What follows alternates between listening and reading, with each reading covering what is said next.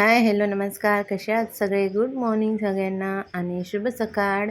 तर इथे बघा किती छान असं ऊन आलं आहे बाल्कनीमध्ये आणि खूप छान वाटतं असं ऊन वगैरे येतं ना घरात, तर मला खूप आवडतं. त्याच्यानंतर बघा झाडं पण अशी छान दिसत होते आणि बघा इथपर्यंत ऊन येतं आणि हिवाळ्यात पण छान असं ऊन येतं आणि उन्हाळ्यात पण. पण हिवाळ्यात येतं तर खूप छान वाटतं आणि उन्हाळ्यात येतं तर खूप जास्त गरम होतं.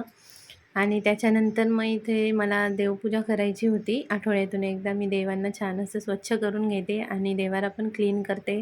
आसन वगैरे चेंज करून घेते आणि मग त्याच्यानंतर सगळं देवपूजा वगैरे करून घेतली. फुलं वगैरे पण चढवून दिले आणि ज्या दिवशी असं देवारा वगैरे क्लीन करते ना, खूप छान वाटतं आणि खूप मस्त. जसं देवपूजा तर आपण रोजच करतो, पण त्या दिवशी मला खूप छान असं मस्त वाटतं. त्याच्यानंतर इकडं बघा स्वामींची अशी छोटीशी मूर्ती आहे माझ्याकडे.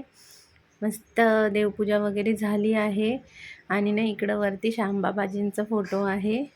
देवाला जागा नाही ना, म्हणून असं वरती लावलं आहे मी.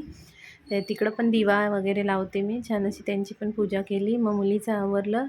तिचं अगोदर सगळं आवरून दिलं, अंघोळ वगैरे करून तिच्या वेण्या वगैरे घातल्या आणि तिच्यासाठी आज ना रवा आणि बेसन आणि त्याच्यामध्ये ना बारीक कांदा, गाजर आणि कोथिंबीर कापून टाकला होता आणि हळद, मीठ टाकलं होतं आणि मी ना त्याच्यात सोडा वगैरे काही टाकला नव्हता, पण तरी छान अशी जाळ येत होती त्याला आणि असे छान छोटे-छोटे मी असे पॅनकेक्स बनवून घेतले. आपण चिले म्हणतो त्याला. पण मी तिला असं सांगत होती का की तिने खायला पाहिजे, की "बेटा मी तुला छान छोटे-छोटे पॅनकेक्स बनवून देते." आणि खूप छान टेस्टी झाले होते.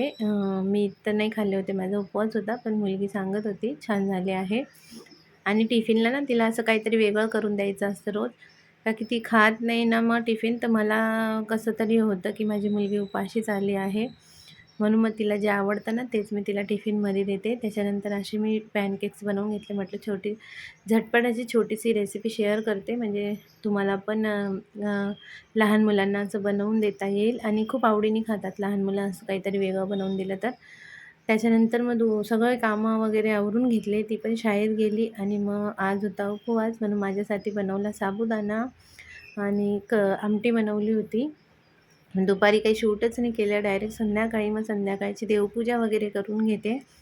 मुलींना ट्युशनला सोडायचं असतं, त्यांना ट्युशनला सोडून देते आणि त्याच्यानंतर येऊन मग मी माझी देवपूजा, आरती, उपासना वगैरे करून घेते.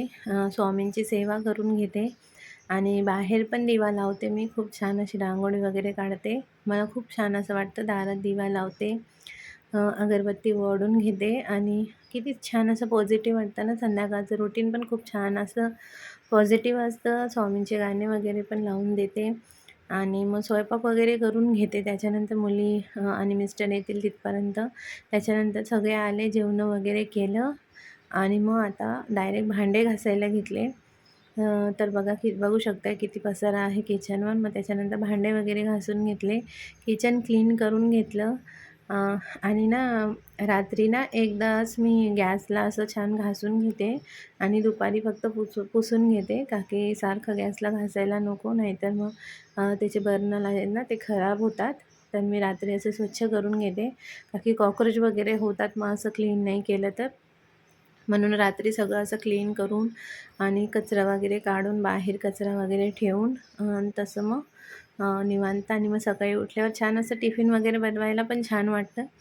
तर असं असतं माझं रुटीन. कसा वाटला व्लॉग नक्की कमेंट करून सांगत जा आणि चॅनलला नवीन असाल तर चॅनलला सबस्क्राईब करा आणि लाईक्स पण करून जात जा आणि कसे वाटतात ना व्लॉग नक्की कमेंट करून सांगत जा. खूप मेहनतीने आम्ही व्लॉग्स बनवतो, का की कामं आवरून आणि एडिटिंग वगैरे करावं लागते आणि शूट करायला पण तेवढाच थोडा वेळ जातो, का की काही जरी शूट करायचं असलं ना मग कामाला थोडा जास्त वेळ लागून जातो. तर असं असतं माझं रुटीन. बघा मग असं छान क्लीन वगैरे करून घेते. तर चला मग बाय. श्री स्वामी समर्थ सगळ्यांना.